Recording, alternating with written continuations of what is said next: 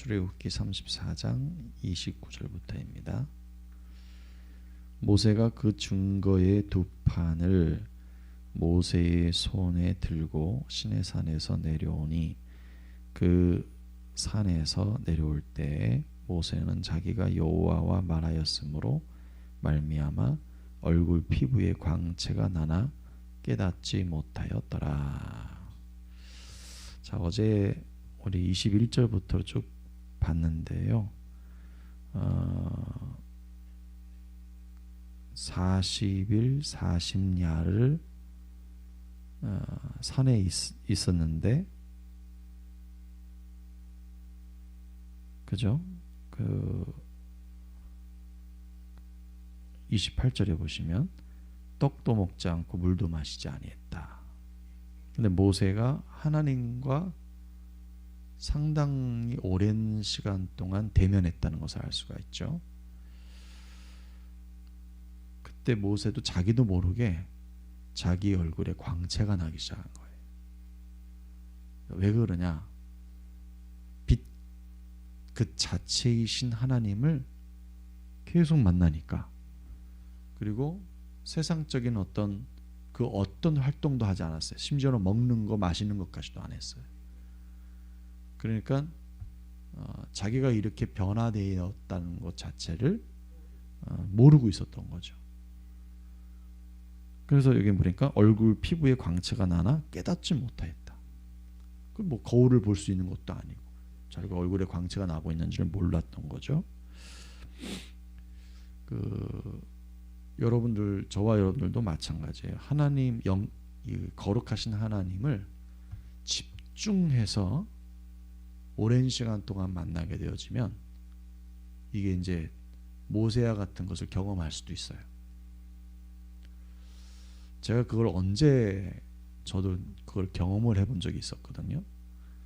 언제였냐면 이제 조윤규 목사님이 이제 저희 교단에서는 상당히 원로 목사님이시고 지금도, 근데 지금 건강 상태가 별로 안 좋으시다는 얘기 들어서 좀 안타까운데, 근데 과거에 한참 활동하고 계셨을 때예요. 성령이 항상 충만하시고 그랬을 때였는데, 제가 청년 시절 때에 워낙 여도순복음교회가 크잖아요. 거대하잖아요. 그러니까 어떤 도로를 걷고 있는데 조 목사님이 수행원들과 함께 건물에서 건물로 이동하고 있는 그때를 딱 맞닥뜨리게 된 거예요, 제가. 그러니까 그때마다 청년 시절 때였고, 그러니까 목사님이 이렇게 조 목사님이 보였는데, 어이구, 지금 인사를 했거든요. 그래서 인사를 했더니 막 웃으시면서 이제 은사를 받으셨어요. 근데 그때 얼굴에 진짜 광채가 나더라고요. 저 깜짝 놀랐어요. 제 눈으로 봤을 때는. 다른 분은 어떤지 모르겠는데, 제가 영적으로 눈이 열려서 그런지 모르겠지만 저도 그때는 성령이 충만했고 막 그래서 그런지 얼굴에 조 목사님이 광채가 나더라고요. 그래서 와, 이래서 조 목사님 하는구나라는 생각이 들었거든요. 그때.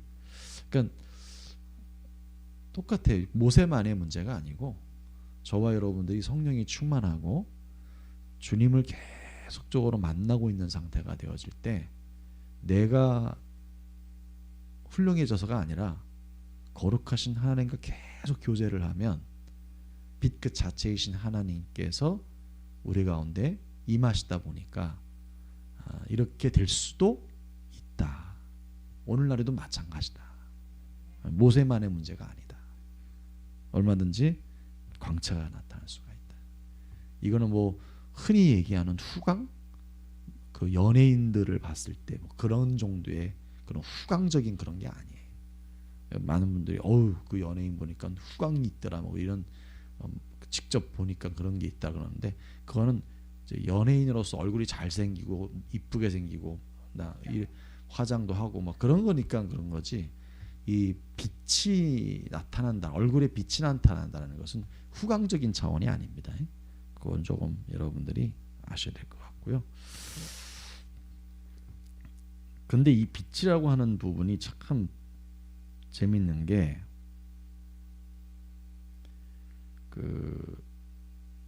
이 마태복음 17장에도 보면, 그냥 참고하시기 바랍니다.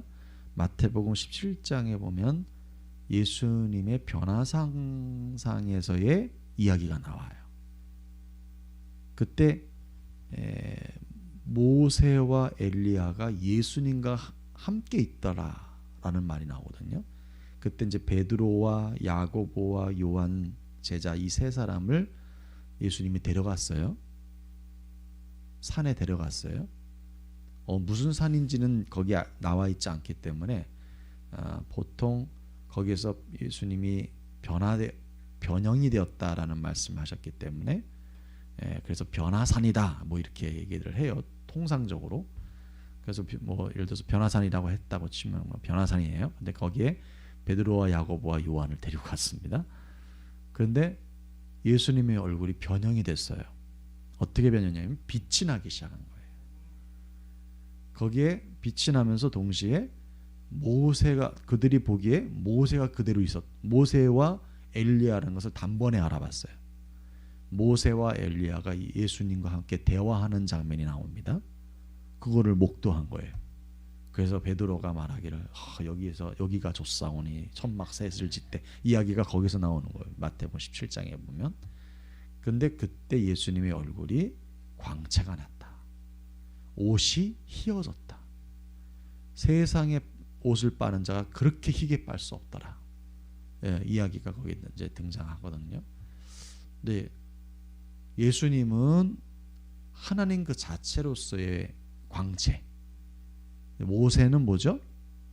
그 빛이신 그 하나님을 오랫동안 만남으로 해서 나타나는 광채죠.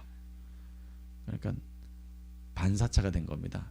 햇빛이 아닌 달빛이 햇빛을 받아서 빛을 발하는 것처럼 똑같은 거죠. 근데 희한하게 마태복음 17장에는 모세와 엘리야가 빛 가운데 있다는 얘기를 안 해요. 거기서는 예수님의 얼굴이 빛이 났어요. 그러니까 모세가 빛이 나거나 엘리야가 빛이 난 게 아니에요. 모세와 엘리야가 왜 예수님과 특별하게 거기에서 만났을까요? 변화산에서. 모세는 율법의 대표자로서, 율법을 받은 자잖아요. 모세가 율법의 대표자로서 만났고요. 예수님과 대화했고요. 엘리야는요, 선지자의 대표자로서 예수님을 만납니다. 그러니까 모세와 엘리야가 변화산에서 예수님을 왜 만나느냐? 많은 사람이 있는데, 구약시대 때 인물 중에 많은 사람이, 아브라함도 있고 아브라함, 이삭, 야곱도 있는데 아브라함, 이삭, 야곱은 하나도 없고 모세가 만나요. 그리고 엘리야가 예수님을 만나요. 그래서 모세는 율법의 대표자로서, 이 엘리야는 선지자의 대표자로서 예수님과 만나서 변화산에서 대화하는 장면들이 나오는 거예요. 이제 뭐 그건 참고하시면 될 것 같습니다. 결국은 예수님이 진정한 메시아라는 사실을 분명하게 제시해주고 있는 장면이죠. 이제 그 29절 모세가 얼굴에 빛이 났다는 것 때문에 생각나서 말씀을 드린 거고요. 자, 이 30절입니다. 30절. 아론과 온 이스라엘 자손이 모세를 볼 때에 모세의 얼굴 피부에 광채가 남을 보고 그의 가까이 가기를 두려워했다. 그렇죠, 당연하죠. 가까이 가가 너무 두려울 정도로 얼굴에서 빛이 나니까. 31절. 그래서 모세가 그들을 부르매 아론과 회중의 모든 어른이, 여기서 회중의 모든 어른이라는 것은 장로들을 얘기합니다. 이스라엘 장로들, 유대 장로들을 얘기하죠. 모세에게로 오고 모세가 그들과 말하니 그 후에야 온 이스라엘 자손이 가까이 오는지라. 모세가 여호와께서 시내산에서 자기에게 이르신 말씀을 다 그들에게 명령하고, 전달해 주는 거죠. 신에서 받은 말씀을 다 전달해 줍니다. 그런데 모세가 그들에게 말하기를 마치고 수건으로 자기 얼굴을 가렸어요. 계속 빛이 나니까 사람들이 더 두려워하니까. 그래서 말할 때는 그 수건을 자기 얼굴을 가렸고요. 34절에 보니까 모세가 여호와 앞에 들어가서 함께 말할 때는 나오기까지 수건을 벗고 있다가, 여호와 앞에 들어갔다는 것은 무슨 말이에요? 장막, 성막을 얘기하죠. 성막에 들어가서 모세가 하나님을 만날 때는 수건을 벗고 만나죠. 당연히 하나님 만날 때는 수건을 벗어야 되니까. 근데 백성들을 대면할 때는 수건을 다시 이렇게 할 정도. 눈만 내두는 거죠. 눈만. 왜냐하면 두려워하니까 사람들이. 그래서 나오기까지 수건을 벗고 있다가 나와서는 그 명령하신 일을 이스라엘 자손에게 전하며 이스라엘 자손이 모세의 얼굴에 광채를 보므로 모세가 여호와께 말하러 들어가기까지 다시 수건으로 자기 얼굴을 가렸더라라고 말씀하고 있습니다. 그래서 이 출애굽기 34장의 이 부분 있잖아요. 수건을 벗었다, 수건을 썼다. 벗을 때는 언제라고요? 하나님을 만날 때.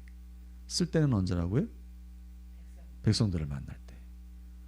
그때 만날 때는 뭘? 명령을 전달할 때, 하달할 때가 있는 거죠. 하나님의 말씀을 받아서. 결국은 대부분 모세가 명령할 때는 하나님이 뭐 이렇게 지시를 해줄 때는 이제 그것을 수기로 쓰기도 하는데 그게 바로 율법이에요. 율법이에요. 그래서 바울 사도가 고린도후서에 이 사건을 인용합니다. 그걸 제가 소개해 드릴게요. 이 바울 사도가 이 모세가 수건을 쓰고 벗고 한 부분에 대해서 그것을 인용을 했기 때문에 뭐 어떤 부분에서 인용을 했는지를 제가 한번 알려드리겠습니다. 자, 고린도후서 3장에 보시면요, 여러분들 찾을 수 있으면 찾으시면 될 것 같아요. 여기는 여기까지, 오늘 여기까지만 할게요. 바울 사도가 뭐라고 인용을 했는지를 오늘 보고 끝내겠습니다. 고린도후서 3장이고요. 12절부터 볼게요. 신약성경 289페이지. 신약성경 289페이지입니다. 신약성경 289페이지에 보면 제가 가지고 있는 성경은 289페이지니까 여러분들 비슷한 장을 페이지를 찾으시면 되겠어요. 고린도후서 3장이고요. 12절부터 볼게요. 고린도후서 3장 12절. 그 출애굽기 34장에 있는 그 오늘 모세가 수건을 벗었다 썼다 했던 그 장면을 여러분 연상하시면 되겠습니다. 일단 12절부터 보겠습니다. 바울 사도가 어떻게 인용을 했는지 고린도 교회에.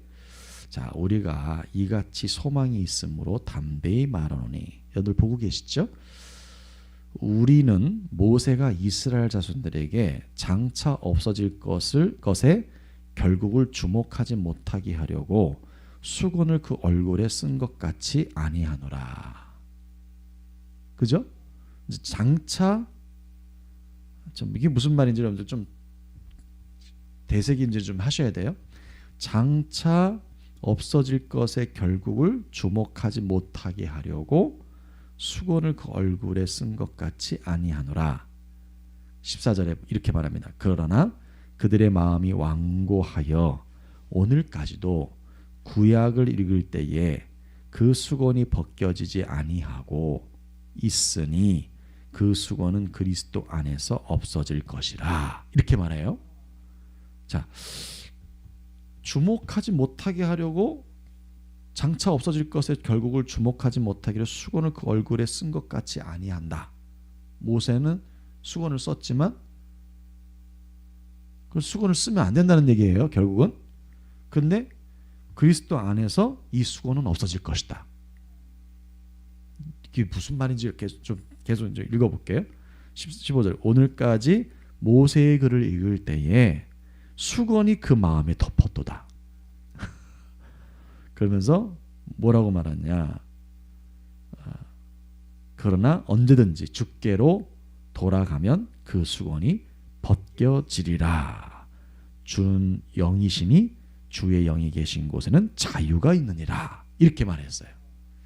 자, 이제 드디어 의미가 이제 벗겨지기 시작하는 겁니다. 이제 모세는 백성들이 두려워해서 수건을 썼지만 수건을 썼듯이 이스라엘 백성들이 아직도 율법 속에 있다는 거예요. 자유하지 못하고. 그 모세가 율법을 얘기하기 위해서 백성들한테 대면할 땐 백성들이 무서워하니까 수건을 썼잖아요. 두려워서 썼잖아요. 율법이라는 게 뭡니까? 죄를 지적해 주는 거잖아요. 두렵죠. 그죠? 두려워질 수밖에 없어요. 그러니까 이 율법만 들으면 모세가 얼굴 가린 걸 생각나는 거야. 율법만 듣다 보면. 근데 예수 그리스도는 뭐예요? 그 율법을 완성하게 하신 분이에요. 수건을 벗겨지겠다는 게 무슨 말이냐면 그런 의미예요. 율법으로부터의 자유. 법을 지키지 말라는 얘기가 아닙니다. 완전 율법의 존재 이유가 뭐냐면 우리를 거룩하게 하는 거거든요. 근데 율법으로는 도리어 죄를 깨달아요. 그 부끄러워져요. 얼굴을 가려야 돼요. 부끄러워져요. 근데 그러니까 죄를 깨달으니까 이거 죄였구나. 이거 어떡하지? 부끄러워. 이렇게 되는데 예수만 딱 예수의 공로, 예수의 십자가만 딱 생각하면 자유하게 되는 거예요. 그거는 양심이 화인 맞으라는 얘기가 아니에요. 죄를 짓고 나서 난 자유해. 난 예수 안에서 자유해. 그런 얘기가 아니라 그런 말을 하는 게 아니라 예수가 우리의 모든 율법으로 말미암아 정죄된 모든 죄를 다 씻겨주셨다는 거예요. 도리어 부끄럽지만 그리스도의 공로로 내 죄가 씻음을 받았은 것을 인정하라는 얘기예요. 믿으라는 거예요. 당당하라는 얘기가 아니라 난 이제 자유해. 예수님이 나의 죄를 씻어주셨어요. 그래서 가해자한테 가가지고 나는 당신한테 죄를 졌지만 예수는 나의 모든 죄를 씻어주셨으니까 난 당당해요. 이러한 얘기가 아니에요. 오히려 피해자, 내가 가해자가 돼서 피해를 입은 사람이 피해자가 이렇게 등장하면 죄송합니다 할 줄 아는 게 예수 믿는 사람이 돼야 돼요. 도리어. 근데 영적으로는 뭐죠? 예수님이 율법의 죄를 정죄한 것을 다 씻어주셨음으로 말미암아 우리는 영적으로는 자유한 거죠. 그래서 여기 보니까 수건이 벗겨지게 될 것이다. 그리스도 안에서 없어질 것이다. 그 수건이. 그러면서 15절에 오늘 이 고린도후서 3장 15절에 오늘까지 모세의 글을 읽을 때 수건이 그 마음에 덮어두다. 이스라엘 백성들은 계속 그 율법 안에 있다는 거죠.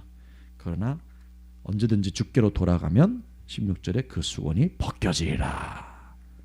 주의 영, 성령이 계시면 주의 영이 계신 곳에는 자유가 있느니라. 성령 충만하시면 된다. 성령 충만의 의미까지도 여기에서 바울 사도가 이야기해주고 있는 것입니다. 자, 이게 중요해요. 이 말씀이. 그래서 오늘 출애굽기 34장에 있는 내용, 특히 33절에서 34절에 있는 모세가 수건을 벗었다 입었다 했던 그 의미가 이 바울 사도는 그렇게 인용이 돼서 율법하고 연결이 된 거죠. 율법하고.